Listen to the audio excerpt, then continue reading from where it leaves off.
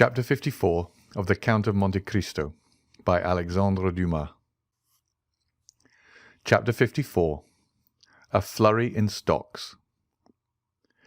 Some days after this meeting, Albert de Morcerf visited the Count of Monte Cristo at his house in the Champs-Élysées, which had already assumed that palace-like appearance which the Count's princely fortune enabled him to give even to his most temporary residences. He came to renew the thanks of Madame Danglars, which had been already conveyed to the Count through the medium of a letter signed Baron Danglars née Hermine de Servieux. Albert was accompanied by Lucien Debray, who, joining in his friend's conversation, added some passing compliments, the source of which the Count's talent for finesse easily enabled him to guess. He was convinced that Lucien's visit was due to a double feeling of curiosity, the larger half of which sentiment emanated from the Rue de la Chaussée-d'Antin. In short, Madame Danglars, not being able personally to examine in detail the domestic economy and household arrangements of a man who gave away horses worth 30,000 francs, and who went to the opera with a Greek slave wearing diamonds to the amount of 1,000,000 of money, had deputed these eyes by which she was accustomed to see, to give her a faithful account of the mode of life of this incomprehensible person. But the Count did not appear to suspect that there would be the slightest connection between Lucien's visit and the curiosity of the Baroness. "You are in constant communication with the Baron Danglars?" the Count inquired of Albert de Morcerf. "Yes, Count, you know what I told you." "All remains the same, then, in that quarter?" "It is more than ever a settled thing," said Lucien, and considering that this remark was all that he was at the time called upon to make, he adjusted the glass to his eye, and biting the top of his gold-headed cane, began to make the tour of the apartment, examining the arms and the pictures. "Ah," said Monte Cristo, "I did not expect that the affair would be so promptly concluded." "Oh, things take their course without our assistance. While we are forgetting them, they are falling into their appointed order, and when again our attention is directed to them, we are surprised at the progress they have made towards the proposed end. My father and Monsieur Danglars served together in Spain, my father in the army and Monsieur Danglars in the commissariat department. It was there that my father, ruined by the Revolution, and Monsieur Danglars, who never had possessed any patrimony, both laid the foundations of their different fortunes." "Yes," said Monte Cristo, "I think Monsieur Danglars mentioned that in a visit which I paid him. And," continued he, casting a side glance at Lucien, who was turning over the leaves of an album, "Mademoiselle Eugénie is pretty, I think. I remember that to be her name." "Very pretty, or rather very beautiful," replied Albert, "but of that style of beauty which I do not appreciate. I am an ungrateful fellow." "You speak as if you were already her husband." "Ah," returned Albert in his turn, looking around to see what Lucien was doing. "Really," said Monte Cristo, lowering his voice, "you do not appear to me to be very enthusiastic on the subject of this marriage." "Mademoiselle Danglars is too rich for me," replied Morcerf, "and that frightens me." "Bah!" exclaimed Monte Cristo, "that's a fine reason to give. And you not rich yourself?" "My father's income is about 50,000 francs per annum, and he will give me perhaps 10 or 12,000 when I marry." "That perhaps might not be considered a large sum, in Paris especially," said the Count. "But everything does not depend on wealth, and it is a fine thing to have a good name and to occupy a high station in society. Your name is celebrated, your position magnificent, and then the Comte de Morcerf is a soldier, and it is pleasing to see the integrity of a Bayard united to the poverty of a Du Guesclin. Disinterestedness is the brightest ray in which a noble sword can shine. As for me, I consider the union with Mademoiselle Danglars a most suitable one. She will enrich you, and you will ennoble her." Albert shook his head and looked thoughtful. "There is still something else," said he. "I confess," observed Monte Cristo, "that I have some difficulty in comprehending your objection to a young lady who is both rich and beautiful." "Oh," said Morcerf, "this repugnance, if repugnance it may be called, is not all on my side." "Whence can it arise, then? For you told me your father desired the marriage." "It is my mother who dissents. She has a clear and penetrating judgment, and does not smile on the proposed union. I cannot account for it, but she seems to entertain some prejudice against the Danglars." "Ah," said the Count in a somewhat forced tone, "that may be easily explained. The Comtesse de Morcerf, who is aristocracy and refinement itself, does not relish the idea of being allied by your marriage with one of ignoble birth. That is natural enough." "I do not know if that is her reason," said Albert. "But one thing I do know, that if this marriage be consummated, it will render her quite miserable. There was to have been a meeting 6 weeks ago in order to talk over and settle the affair, but I had such a sudden attack of indisposition." "Real?" interrupted the Count, smiling. "Oh, real enough, from anxiety, doubtless. At any rate, they postponed the matter for 2 months. There is no hurry, you know. I am not yet 21, and Eugénie is only 17. But the 2 months expire next week. It must be done.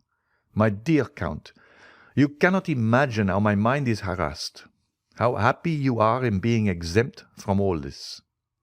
"Well, and why should you not be free too? What prevents you from being so?" "Oh, it will be too great a disappointment to my father if I do not marry Mademoiselle Danglars." "Marry her, then," said the Count, with a significant shrug of the shoulders. "Yes," replied Morcerf, "but that will plunge my mother into positive grief." "Then do not marry her," said the Count. "Well, I shall see. I will try and think over what is the best thing to be done. You will give me your advice, will you not? And if possible extricate me from my unpleasant position. I think, rather than give pain to my dear mother, I would run the risk of offending the Count." Monte Cristo turned away. He seemed moved by this last remark.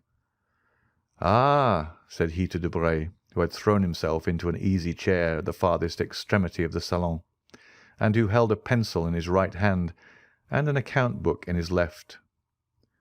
"What are you doing there? Are you making a sketch after Poussin?"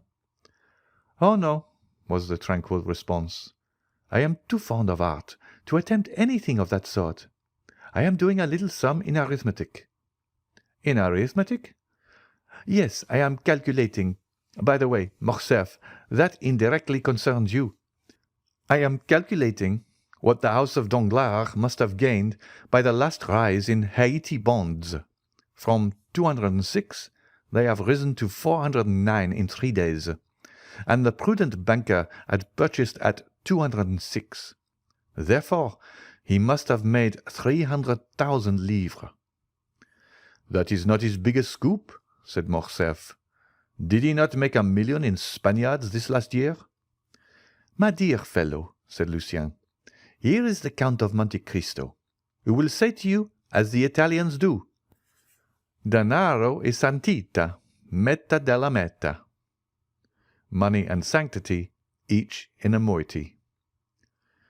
When they tell me such things, I only shrug my shoulders and say nothing."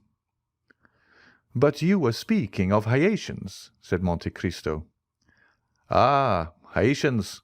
That is quite another thing. Haitians are the écarté of French stock jobbing. We may like bouillotte, delight in whist, be enraptured with Boston, and yet grow tired of them all. But we always come back to écarté. It is not only a game, it is our hors d'œuvre. Monsieur Danglars sold yesterday at 4:05, and pockets 300,000 francs. Had he but waited till today, the price would have fallen to 205, and instead of gaining 300,000 francs, he would have lost 20 or 25,000. "And what has caused the sudden fall from 409 to 206? Asked Monte Cristo. "I am profoundly ignorant of all these stock-jobbing intrigues." "Because," said Albert, laughing, "one piece of news follows another, and there is often great dissimilarity between them." "Ah," said the Count, "I see that Monsieur Danglars is accustomed to play at gaining or losing 300,000 francs in a day. He must be enormously rich." "It is not he who plays," exclaimed Lucien. "It is Madame Danglars. She is indeed daring." "But you who are a reasonable being, Lucien, and who knows how little dependence is to be placed on the news, since you are at the fountain-head, surely you ought to prevent it," said Morcerf with a smile. "How can I, if her husband fails in controlling her?" asked Lucien. "You know the character of the Baroness. No one has any influence with her, and she does precisely what she pleases." "Ah, if I were in your place," said Albert. "Well?" "I would reform her. It would be rendering a service to her future son-in-law." "How would you set about it?" "Ah, that would be easy enough. I would give her a lesson." "A lesson?" "Yes. Your position as secretary to the minister renders your authority great on the subject of political news. You never open your mouth, but the stockbrokers immediately stenograph your words. Cause her to lose 100,000 francs, and that would teach her prudence." "I do not understand," stammered Lucien. "It is very clear, notwithstanding," replied the young man with an artlessness wholly free from affectation.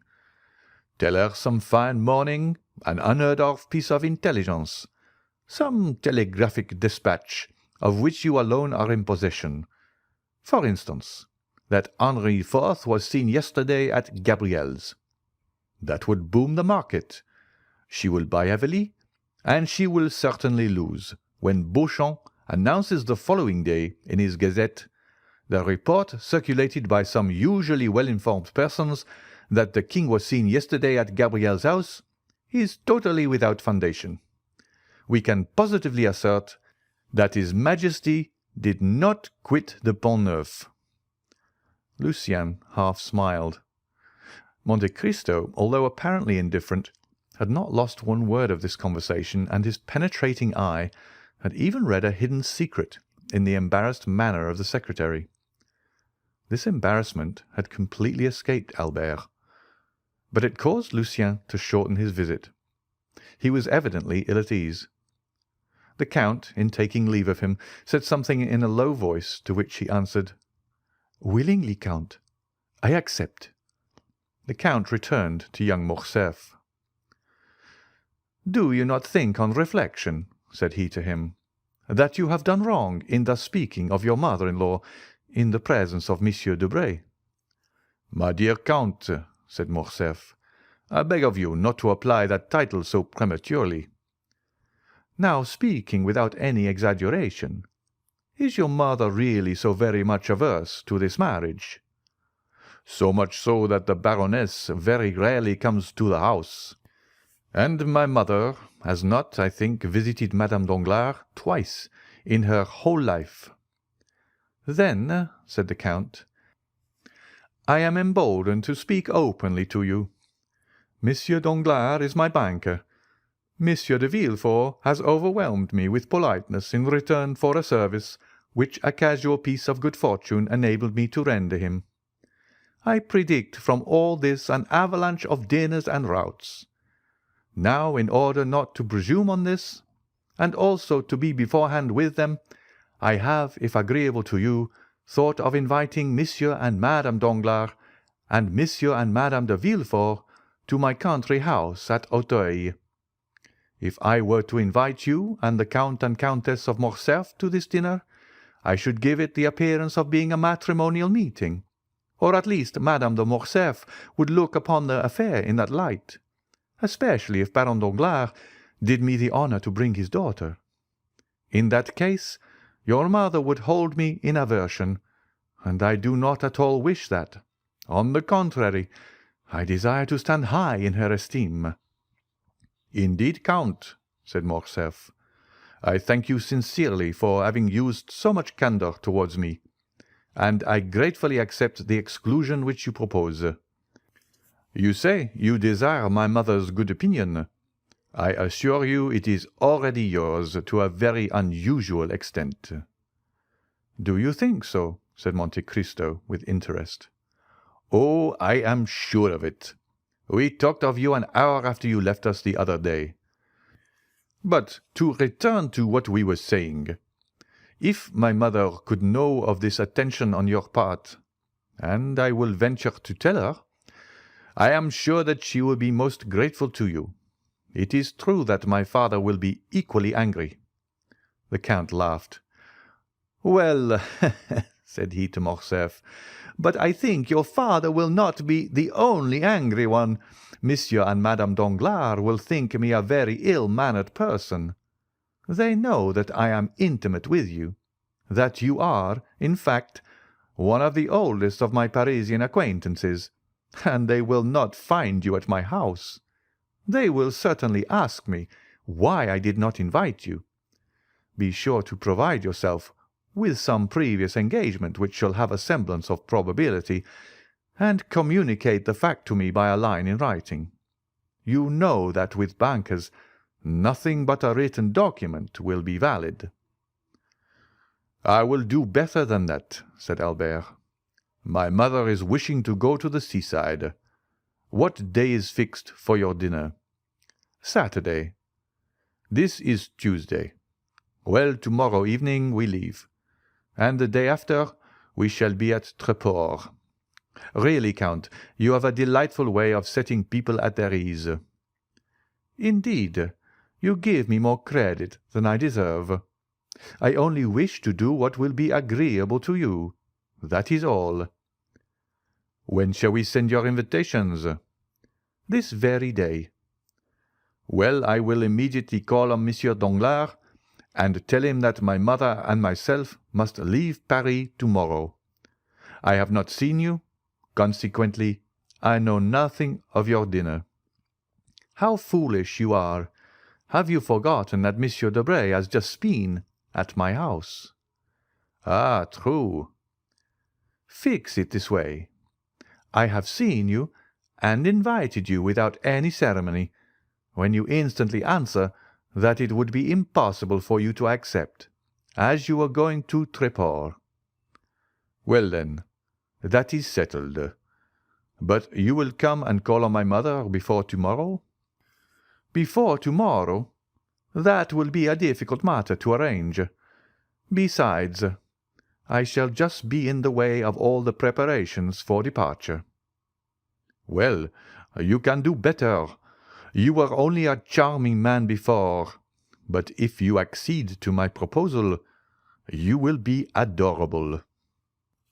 "What must I do to attain such sublimity?" "You are today as free as air. Come and dine with me. We shall be a small party, only yourself, my mother, and I. You have scarcely seen my mother. You shall have an opportunity of observing her more closely. She is a remarkable woman, and I only regret that there does not exist another like her, about 20 years younger. In that case, I assure you, there would very soon be a Countess and Viscountess of Morcerf. As to my father, you will not see him. He is officially engaged, and dines with the chief referendary. We will talk over our travels, and you, who have seen the whole world, will relate your adventures. You should tell us the history of the beautiful Greek who was with you the other night at the opera, and whom you call your slave, and yet treat like a princess. We will talk Italian and Spanish. Come, accept my invitation, and my mother will thank you." "1,000 thanks," said the Count. Your invitation is most gracious, and I regret exceedingly that it is not in my power to accept it. I am not so much at liberty as you suppose. On the contrary, I have a most important engagement." "Take care. You were teaching me just now how in case of an invitation to dinner one might creditably make an excuse. I require the proof of a pre-engagement. I am not a banker like Monsieur Danglars, but I am quite as incredulous as he is." "I am going to give you a proof," replied the Count, and he rang the bell. "Huh," said Morcerf. "This is the second time you have refused to dine with my mother. It is evident that you wish to avoid her." Monte Cristo started. "Oh, you do not mean that," said he. "Besides, here comes the confirmation of my assertion." Baptistin entered, and remaining standing at the door. "I had no previous knowledge of your visit, had I?" "Indeed. You are such an extraordinary person that I would not answer for it." "At all events, I could not guess that you would invite me to dinner." "Probably not." "Well, listen, Baptistin. What did I tell you this morning when I called you into my laboratory?" "To close the door against visitors as soon as the clock struck 5, replied the valet. "What then?" "Ah, my dear Count," said Albert. "No, no, I wish to do away with that mysterious reputation that you have given me, my dear Viscount. It is tiresome to be always acting Manfred. I wish my life to be free and open. Go on, Baptistin." "Then to admit no one except Major Bartolomeo Cavalcanti and his son." "You hear? Major Bartolomeo Cavalcanti, a man who ranks amongst the most ancient nobility of Italy, whose name Dante has celebrated in the 10th canto of the Inferno. You remember it, do you not? Then there is his son, Andrea, a charming young man about your own age, Viscount, bearing the same title as yourself, and who is making his entry into the Parisian world, aided by his father's millions. The Major will bring his son with him this evening, the Contino, as we say in Italy. He confides him to my care. If he proves himself worthy of it, I will do what I can to advance his interests. You will assist me in the work, will you not?" "Most undoubtedly. This Major Cavalcanti is an old friend of yours, then?" "By no means. He is a perfect nobleman, very polite, modest, and agreeable, such as may be found constantly in Italy, descendants of very ancient families. I have met him several times at Florence, Bologna, and Lucca, and he has now communicated to me the fact of his arrival in Paris. The acquaintances one makes in travelling have a sort of claim on one. They everywhere expect to receive the same attention which you once paid them by chance, as though the civilities of a passing hour were likely to awaken any lasting interest in favour of the man in whose society you may happen to be thrown in the course of your journey. This good Major Cavalcanti is come to take a second view of Paris, which he only saw in passing through in the time of the Empire, when he was on his way to Moscow. I shall give him a good dinner. He will confide his son to my care. I will promise to watch over him. I shall let him follow in whatever path his folly may lead him. And then I shall have done my part." "Certainly, I see you are a model mentor," said Albert. "Good-bye. We shall return on Sunday, by the way. I have received news of France." "Have you? Is he still amusing himself in Italy?" "I believe so. However, he regrets your absence extremely. He says you were the son of Rome, and that without you all appears dark and cloudy. I do not know if he does not even go so far as to say that it rains." "His opinion of me is altered for the better, then?" "No, he still persists in looking upon you as the most incomprehensible and mysterious of beings." "He is a charming young man," said Monte Cristo, "and I felt a lively interest in him the very first evening of my introduction, when I met him in the search of a supper, and prevailed upon him to accept a portion of mine. He is, I think, the son of General d'Épinay." "He is." "The same who was so shamefully assassinated in 1815. "By the Bonapartists." "Yes, really, I like him extremely. Is there not also a matrimonial engagement contemplated for him?"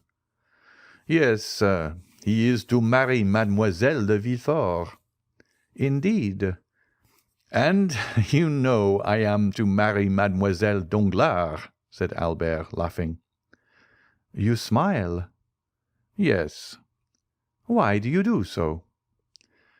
"I smile because there appears to me about as much inclination for the consummation of the engagement in question as there is for my own. But really, my dear Count, we are talking as much of women as they do of us. It is unpardonable." Albert rose. "Are you going?" "Really, that is a good idea. 2 hours have I been boring you to death with my company, and then you, with the greatest politeness, ask me if I am going. Indeed, Count, you are the most polished man in the world. And your servants, too. How very well behaved they are. There is quite a style about them. Monsieur Baptistin, especially. I could never get such a man as that. My servants seem to imitate those you sometimes see in a play, who, because they have only a word or two to say, acquit themselves in the most awkward manner possible. Therefore, if you part with Monsieur Baptistin, give me the refusal of him." "By all means." "That is not all. Give my compliments to your illustrious Lucanese, Cavalcante of the Cavalcanti, and if by any chance you should be wishing to establish his son, find him a wife very rich, very noble on her mother's side at least, and a baroness in a right of her father. I will help you in the search." "Ah, you will do as much as that, will you?" "Yes." "Well, really nothing is certain in this world." "Oh, Count, what a service you might render me! I should like you 100 times better if by intervention I could manage to remain a bachelor, even were it only for 10 years. "Nothing is impossible," gravely replied Monte Cristo, and taking leave of Albert, he returned into the house and struck the gong 3 times. Bertuccio appeared. "Monsieur Bertuccio, you understand that I intend entertaining company on Saturday at Auteuil." Bertuccio slightly started.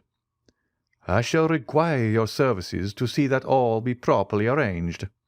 It is a beautiful house, or, at all events, may be made so." "There must be a good deal done before it can deserve that title, your Excellency, for the tapestried hangings are very old." "Let them all be taken away and changed. Then, with the exception of the sleeping chamber, which is hung with red damask, you will leave that exactly as it is." Bertuccio bowed. "You will not touch the garden either. As to the yard, you may do what you please with it. I should prefer that being altered beyond all recognition." "I will do everything in my power to carry out your wishes, your Excellency. I should be glad, however, to receive your Excellency's commands concerning the dinner."